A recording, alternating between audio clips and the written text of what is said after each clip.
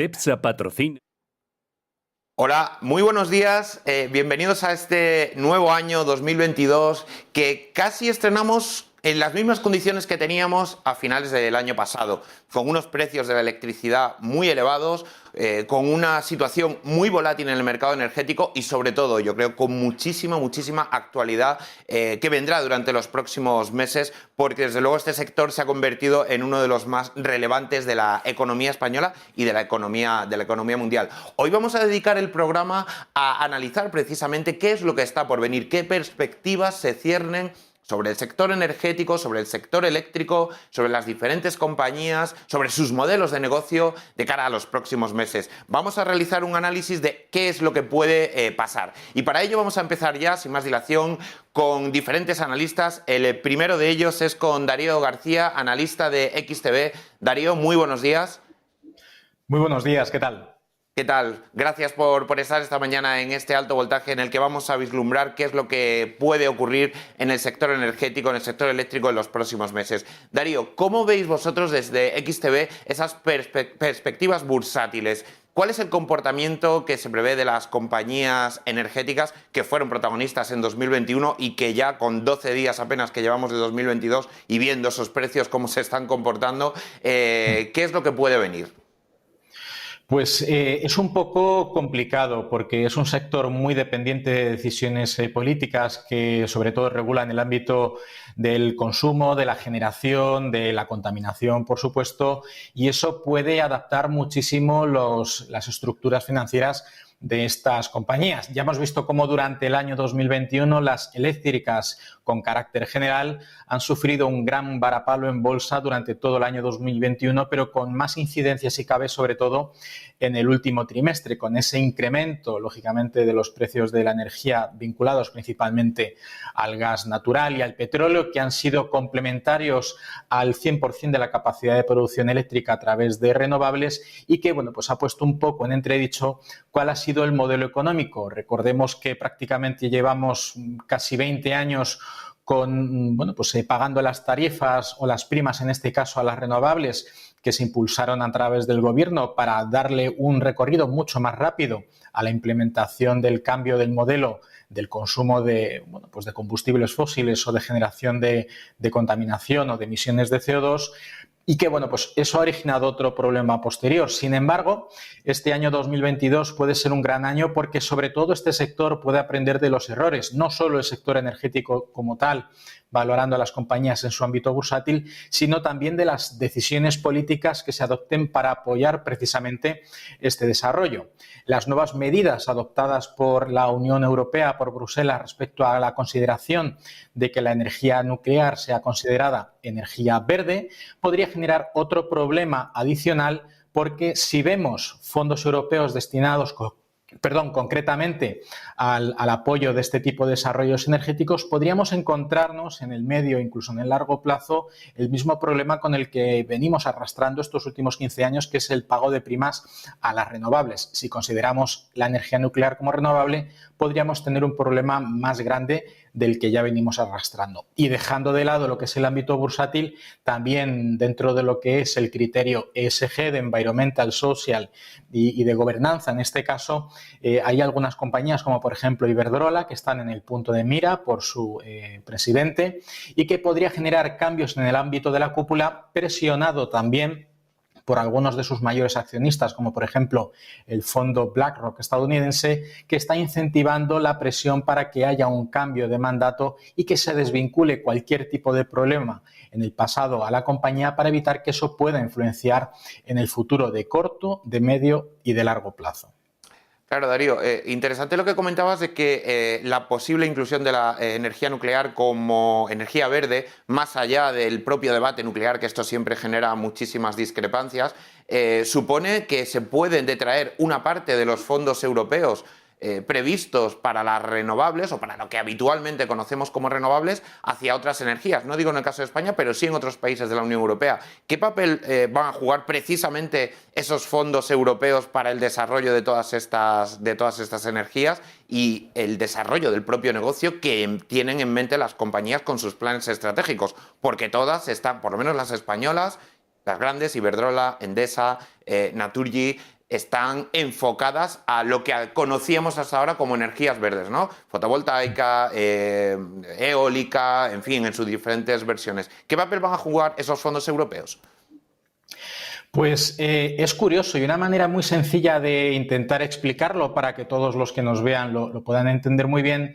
Si a partir de ahora lo que se va a poner de moda es la emisión de bonos verdes para financiar proyectos renovables, si dentro de esa cesta de proyectos que son renovables y que única y exclusivamente engloban a esas compañías que utilizan la energía solar, la energía eólica o la energía maremotriz, estamos dejando fuera una gran parte del sector que no se va a poder ver beneficiada de ese tipo de financiación. Lo que han hecho desde Europa es, oye, vamos a incluir otras fuentes que están fuera de este ámbito para incluirlas en esa consideración y que puedan beneficiarse de esos fondos. Por eso las decisiones políticas dentro de este sector son muy importantes y para evitar que determinados sectores dentro de la energía, como son las nucleares, puedan quedarse fuera, al haber propuesto por parte de Bruselas que se consideren como renovables estas energías, podrán beneficiarse de esos fondos. Pero, al igual que he comentado al principio, podría suponer un problema porque hará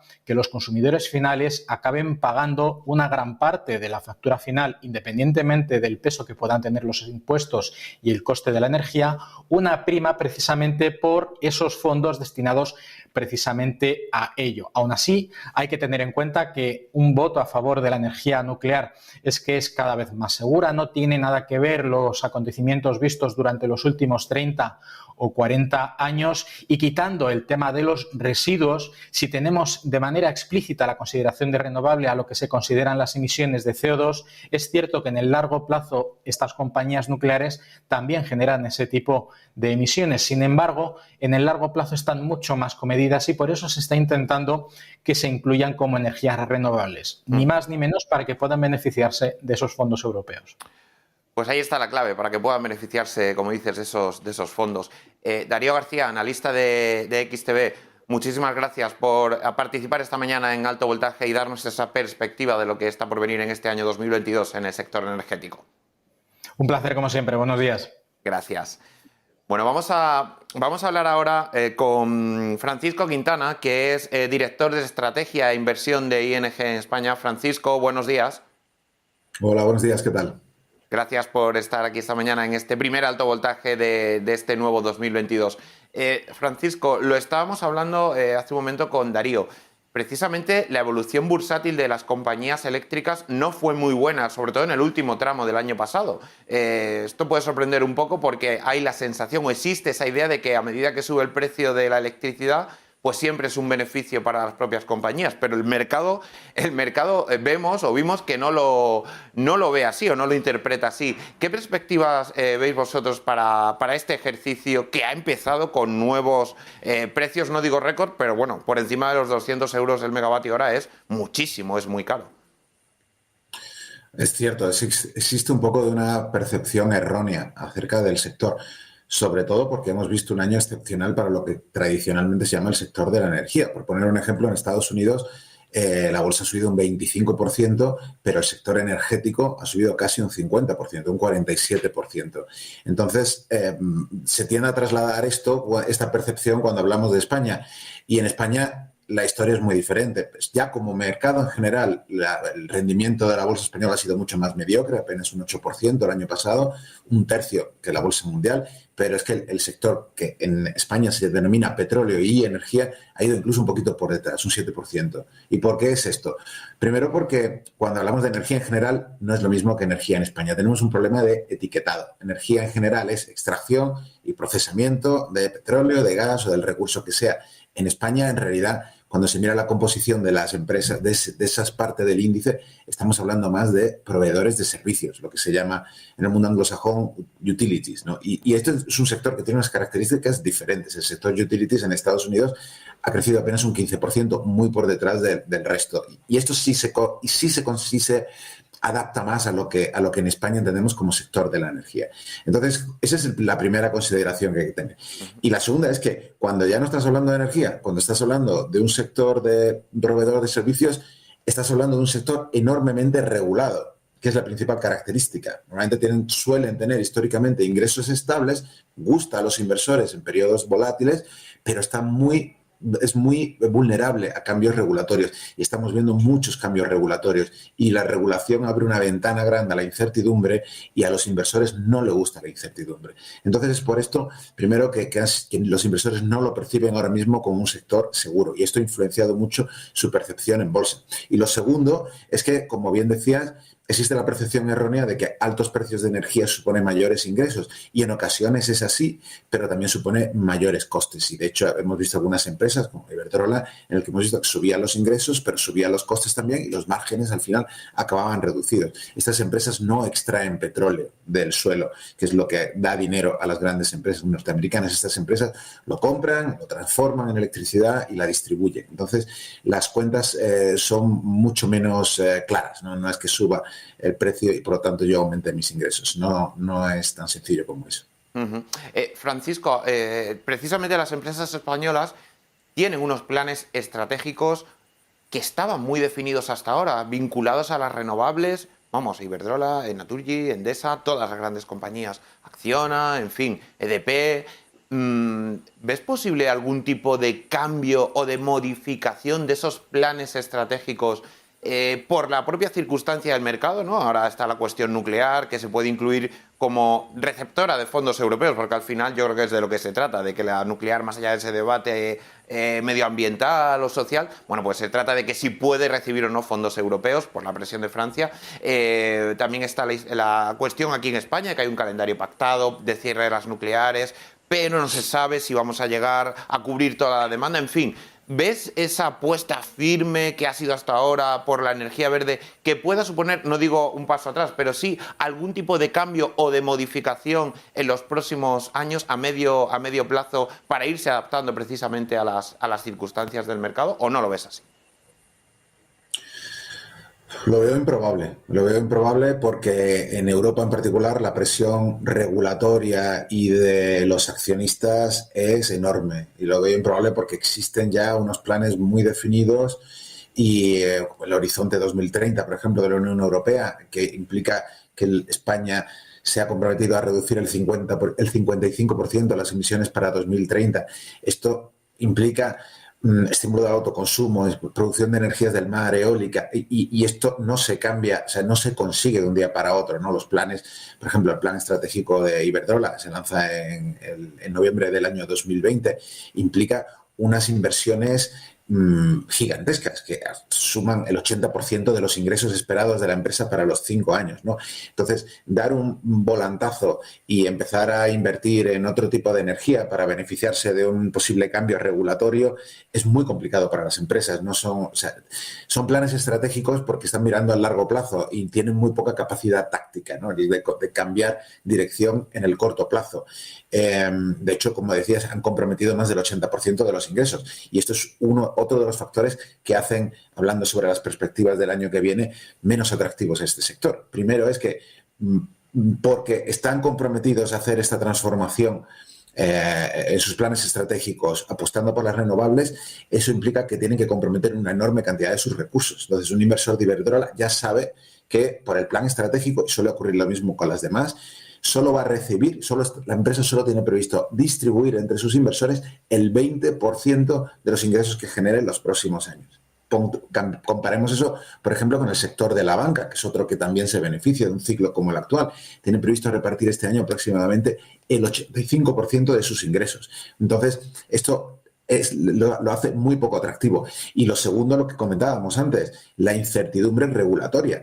Han hecho estas empresas planes que han tardado años en desarrollar, que acaban de lanzar, que implican unos compromisos muy claros de inversión que ya han empezado a ejecutar. En el caso de Iberdrola, por ejemplo, apostando muy fuerte por el Reino Unido y por Estados Unidos, también por Japón, por Polonia, allá donde han encontrado posibilidad de apostar por las energías renovables tradicionales, digamos, eólica en particular.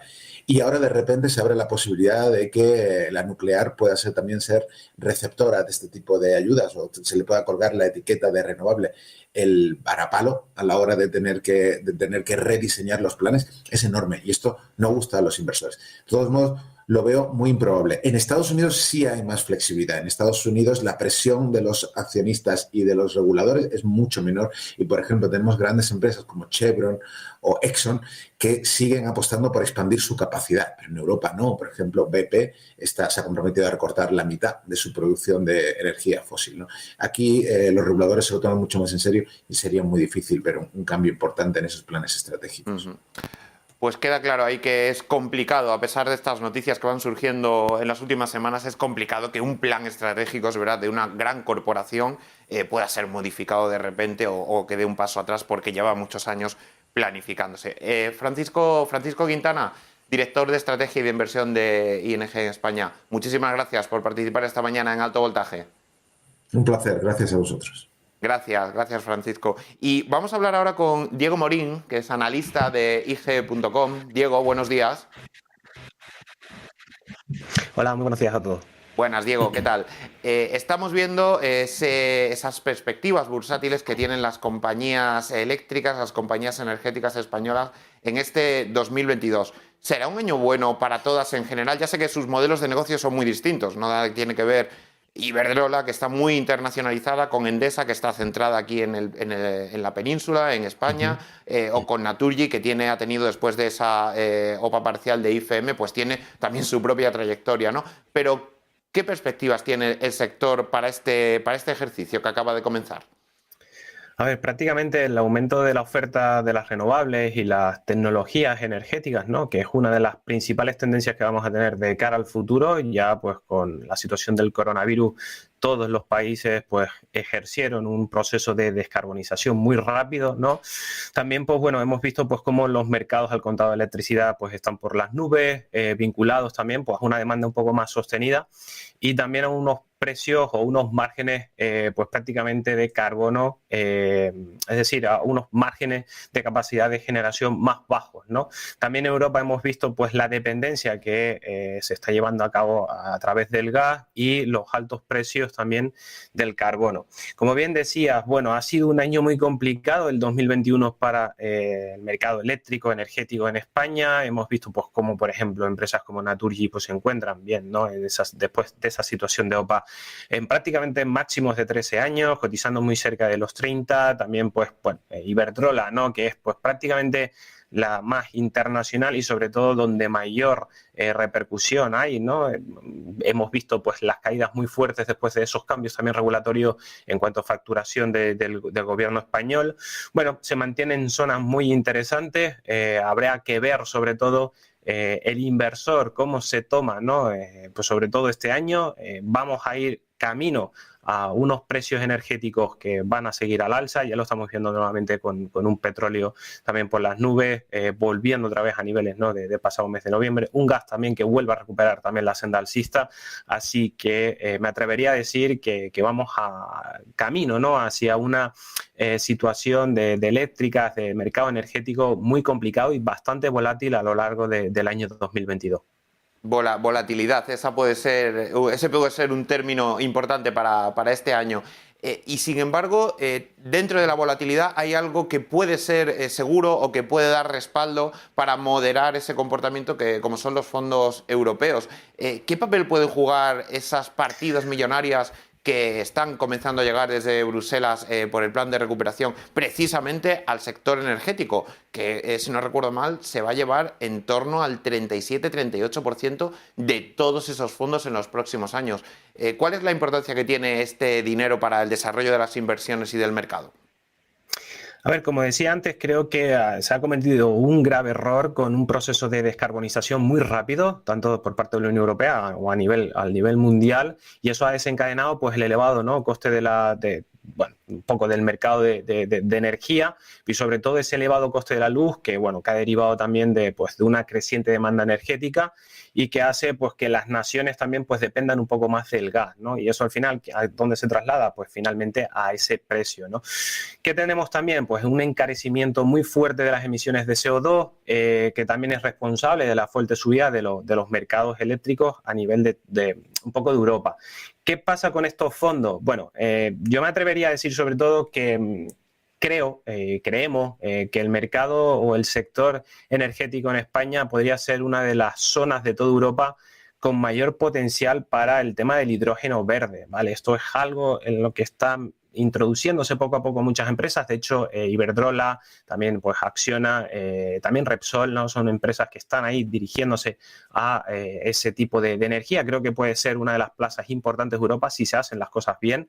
Y creo que esta transición es un modelo, pues, sobre todo con un marco regulatorio hacia el hidrógeno renovable, ¿no? ¿Cómo podríamos conseguirlo? Bueno, pues prácticamente desempeñando un papel importante en la descarbonización que comentaba al inicio y sobre todo que no existan, ¿no?, soluciones eficientes o técnicamente viables. ¿Qué quiere decir esto? Pues bueno, que se pongan muchas trabas, ¿no? Es decir, que se pongan muchos impedimentos a la hora de este proceso, como decía, de descarbonización muy fuerte que han realizado y que creo y me mantengo que va a ser muy relevante a lo largo del año 2022. Así que, bueno, sobre todo ver cómo el inversor final y el inversor, sobre todo potencial hacia el medio y largo plazo en las energías y en este caso en las empresas energéticas, ver el posicionamiento que van tomando después de un castigo que han recibido, pues en este caso, ¿no?, las empresas eléctricas a lo largo del año 2021. Pues Diego Morín, analista de IG.com, muchísimas gracias por darnos estas claves de cómo se encuentra el sector y de cuáles son las diferentes estrategias que pueden venir a lo largo del próximo año, de los próximos 12 meses dentro de la energía. Muchísimas gracias. Muchas gracias, buen día a todos. Buen día también para vosotros. Vamos a hablar ahora, estábamos diciendo durante todo el programa que el año ha comenzado con unos precios del mercado mayorista que no han dado tregua. Apenas algunos días, en las jornadas festivas, bajaba el precio del pool, ese que ya todos conocemos, hasta el entorno de los 110, 120, pero ahora vuelve a situarse por encima de los 200. Recordemos, apenas justo antes de Nochebuena llegaba a los 300 euros el megavatio hora. Bueno, pues ¿cuáles son las soluciones que las propias empresas, cuál es el comportamiento del cliente, por ejemplo, en el caso de los clientes corporativos, de los clientes de negocios, más allá del particular, están dando las diferentes compañías para amortiguar esta situación, más allá de las decisiones que ha tomado el gobierno? Bueno, pues para ello, para ver qué están haciendo o qué están ofreciendo las empresas, vamos a hablar con Juanjo Muñoz, que es director de clientes B2B de Endesa. Juanjo, buenos días.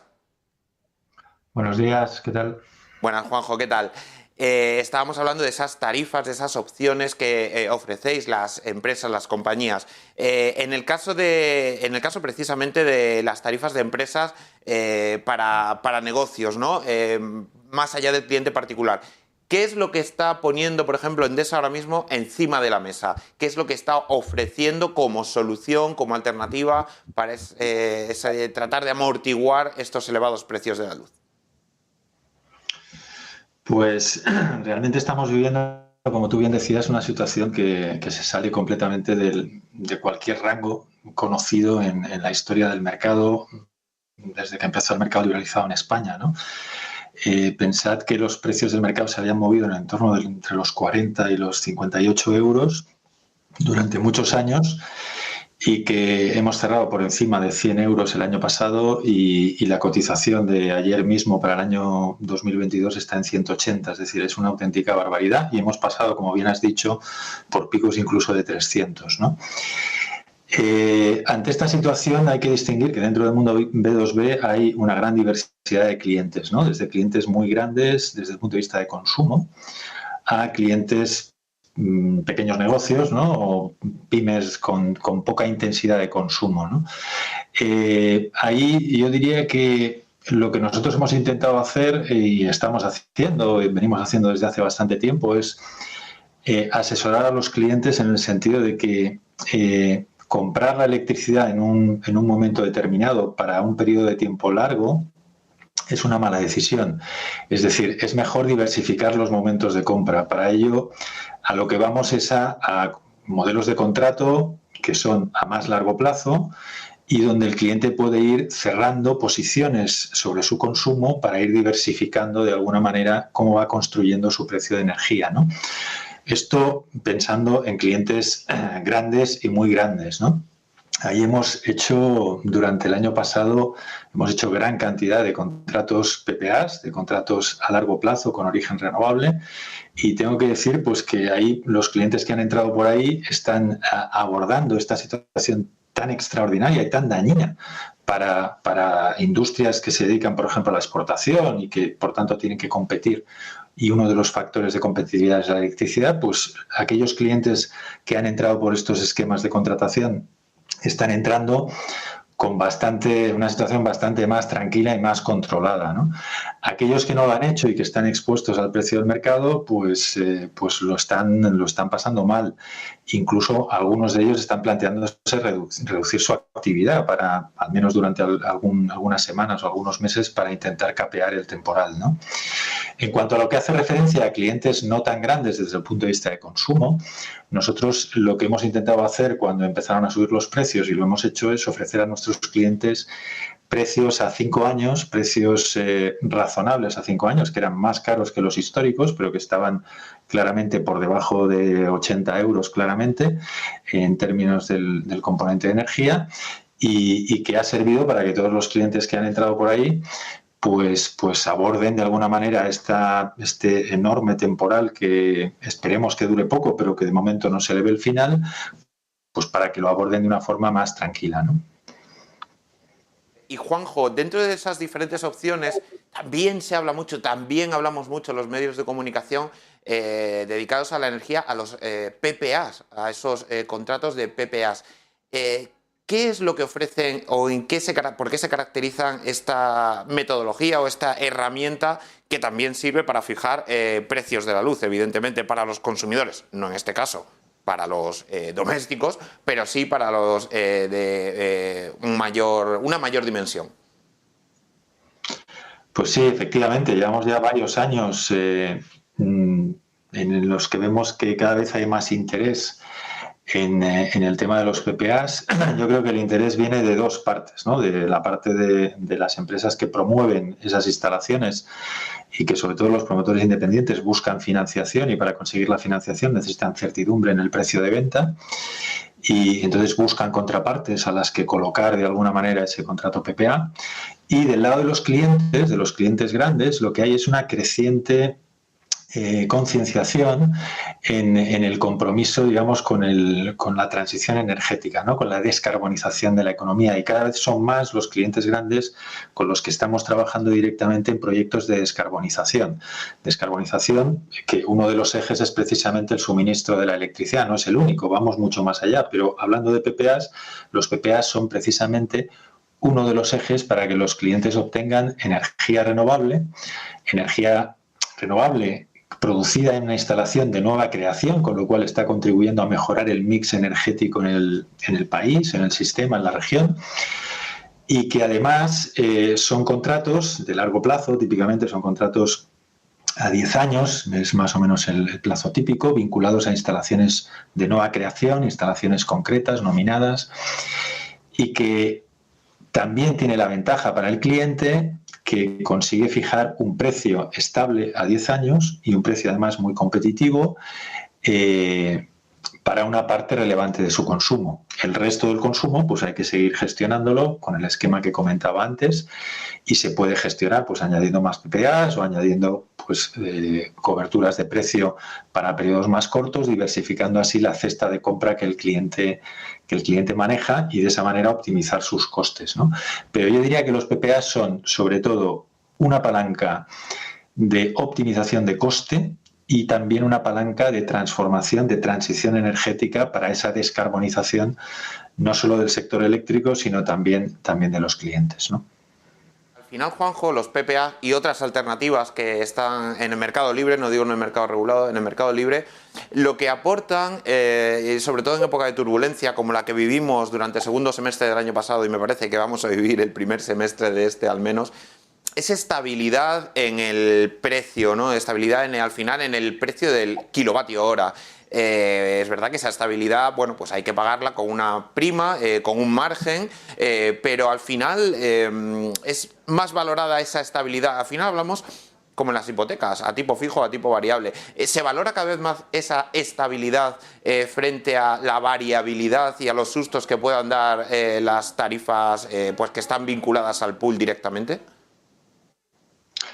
Absolutamente, y después de este episodio que estamos viviendo y que, como decía al principio, los clientes están sufriendo de forma muy intensa, pues todavía se valora más. Pero es que no es solo una cuestión de cambiar incertidumbre por estabilidad, es también una cuestión de optimización de costes, porque al final, cuando vamos a apreciar la energía producida por una instalación renovable, no solo estamos eliminando volatilidad, sino que estamos capturando esa mejor economía, ¿no? Ese menor coste de producción de la electricidad en esas instalaciones frente a lo que es hoy mismo el mix, donde no podemos olvidarnos que sigue estando por ahí el gas para terminar de cerrar el balance energético, en fin, que hay otras fuentes de energía que hoy por hoy siguen siendo o son más caras, incluso en la situación actual, muchísimo más caras, ¿no? Pues ahí está la clave también de la elección de las tarifas. Vamos a ver qué es lo que sucede en este primer semestre con los precios, que como digo, han empezado ya bastante elevados.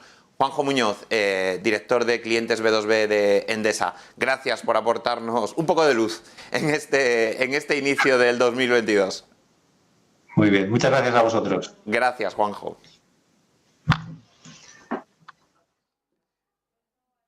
Cepsa patrocina El Giro Verde, iniciativas de empresas que se están transformando hacia la economía renovable, sostenible y respetuosa con el planeta.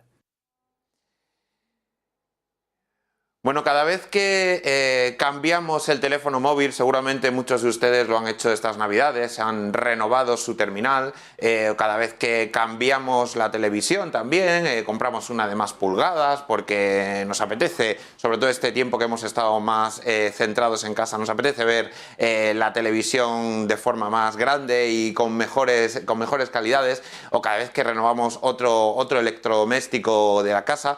Al final lo que estamos provocando es un daño al medio ambiente, indirectamente, no lo queremos hacer, pero lo estamos provocando, un daño al medio ambiente y a todo el planeta. Bueno, pues hay una profesora universitaria que se llama Vena Sahualaya, de Australia, que ha ideado un nuevo sistema, una iniciativa sostenible para por lo menos intentar acabar o tratar de mitigar esta situación.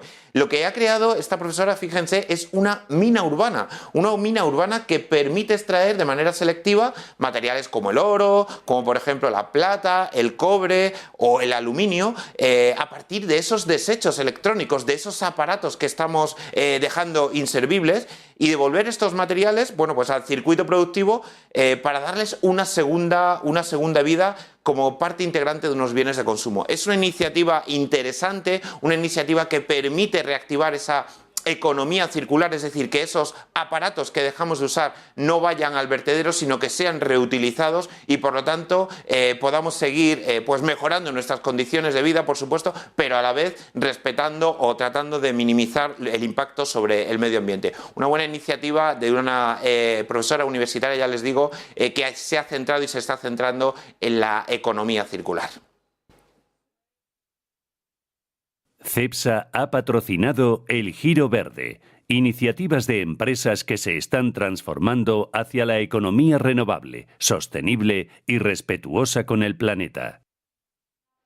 Bueno, y vamos a terminar el programa de hoy en este repaso de lo que va a suceder en 2022 con Javier Lamo, que es profesor del programa especializado en energías renovables del IEB, del Instituto de Estudios Bursátiles. Javier, buenos días. Hola, buenos días, ¿qué tal? ¿Qué tal? Perdona por el pequeño retraso, pero hemos tenido al principio un poco de unos problemillas técnicos que se llaman en la televisión, pero no hay problema. Queríamos contar con el IEB y queríamos contar contigo para que nos explicaras también, como lo han hecho otros expertos, cuáles son precisamente esas perspectivas que tienen las compañías españolas para 2022. ¿Va a ser un buen año? Bueno, lo primero de todo, gracias por la invitación y respecto a esta, y ningún problema, por cierto, en el retraso, como decís, las cosas del directo. La pregunta que haces es muy buena en cuanto a cuáles son las perspectivas, porque aquí lo primero de todo, y lo ha comentado alguno de los otros invitados, en el sector energético hay empresas muy diversas. Pues tienes empresas que son las propias utilities, que no tienen nada que ver, por ejemplo, en cuanto al modelo de negocio, en cuanto a la internacionalización que tienen, y en cuanto a los márgenes en los diferentes tipos de negocio, que por ejemplo pues empresas más de infraestructura de redes o las propias oil and gas. Entonces, centrándonos un poco en lo que es la parte más importante, vamos a decir, las utilities y oil and gas, pues en principio sí que es un sector que tiene vientos de cola, en el sentido de que a nivel país y a nivel mundo se está apostando muchísimo por la transición energética. Comentabais antes si se esperaba algún tipo de cambios en los planes, teniendo en cuenta la nueva taxonomía que se prevé en Europa, pero la realidad es que en España apostamos por las renovables, vamos a seguir apostando por ellas y va a ser una de las claves que vayan a seguir para adelante. Entonces, como digo, hay vientos de cola en ese sentido, las empresas muchas están diversificadas, tienen grandes planes de crecimiento, pero por otro lado, pues hay otras incertidumbres que pueden hacer que el efecto sea el contrario. Desde, por un lado, la incertidumbre regulatoria que comentaba otro de los invitados, también en cuanto a la situación macro, pues las perspectivas que pueda haber con la inflación, cómo afecta la cadena de suministro, etcétera, los precios del CO2 o del gas, que luego no se ven reflejados en los márgenes de las compañías. Entonces, es una buena duda. Lo que sí que queda claro es que el sector energético es uno de los sectores en los que tanto a presente como a futuro van a ser uno de los dinamizadores y uno de los sectores clave. Lo que la duda es si esto se va reflejado en la evolución bursátil de las diferentes compañías. Claro, Javier, porque también lo hablábamos hace un momento, precisamente no tuvieron un buen final de año en 2021 las compañías del sector, a pesar de esos precios altos y de que hay mucha gente que cree que porque los precios sean altos de la luz, al final eso siempre es un beneficio. No está tan claro, que sea automático o que vaya en paralelo. Pero precisamente las compañías energéticas, las españolas, las grandes españolas, tienen su vista puesta en las renovables y sobre todo en esos fondos europeos que están por llegar. Esos fondos pueden ser una quimera, quiero decir, esos fondos tienen que llegar, se tienen que repartir, se tienen que licitar, en fin, no es un proceso fácil, no es una mera transferencia bancaria de lo que estamos hablando. Hay demasiadas expectativas puestas en esos fondos y que después no tienen por qué cumplirse y ver modificados sus planes de negocio. Bueno, lo que dices, efectivamente, o sea, por un lado está la duda de una cosa son los compromisos que hay y luego cómo van a cómo va a ser el desembolso de los mismos y cómo se va a ir repartiendo. Entonces, si vemos desde el punto de vista de los fondos, comentabas que un 36%, que aproximadamente yo tenía en la cabeza unas cifras inferiores, pero estamos hablando de que son unas cifras que se van a repartir a lo largo de los próximos años.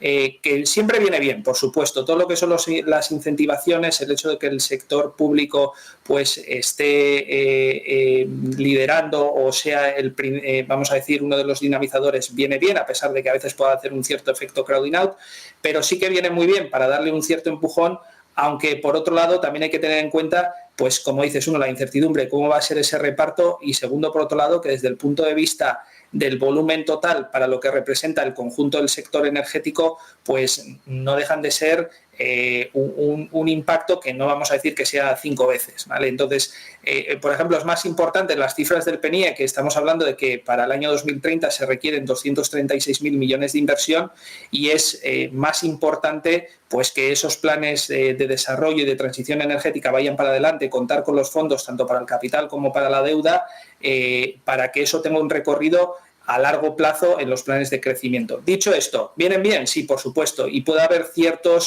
vamos a decir, ciertas compañías con un enfoque más local, con un tamaño más pequeño, pues que estos fondos sí que supongan, vamos a decir, un impulso significativo sobre el total de la cifra de negocio. Pero como dices, hay incertidumbre sobre el reparto, cómo van a ir y demás, y habrá que irlo viendo. Pues vamos a irlo viendo, a ver cómo llegan esos fondos, cómo se materializan y cuál es el comportamiento que tienen las compañías eléctricas en este 2022, gracias al repaso que hemos hecho también contigo, Javier, con Javier Lamo. Profesor del programa de energías renovables del IEB. Muchísimas gracias, Javier, por estar esta mañana en este primer alto voltaje de 2022. Muchas gracias a vosotros. Gracias. Y por fin hemos empezado el año, digo por fin porque es verdad que 2021 fue, por lo menos eléctricamente, bastante intenso. Viene con precios muy altos, ya lo estamos viendo en el mercado diario, viene con muchas energías renovables que están por materializarse, con diferentes alternativas, con propuestas políticas. Bueno, vamos a irlo viendo como siempre y como lo hemos venido haciendo en los últimos meses en Alto Voltaje, cada semana aquí en Negocios TV. Cuídense y nos vemos la próxima semana.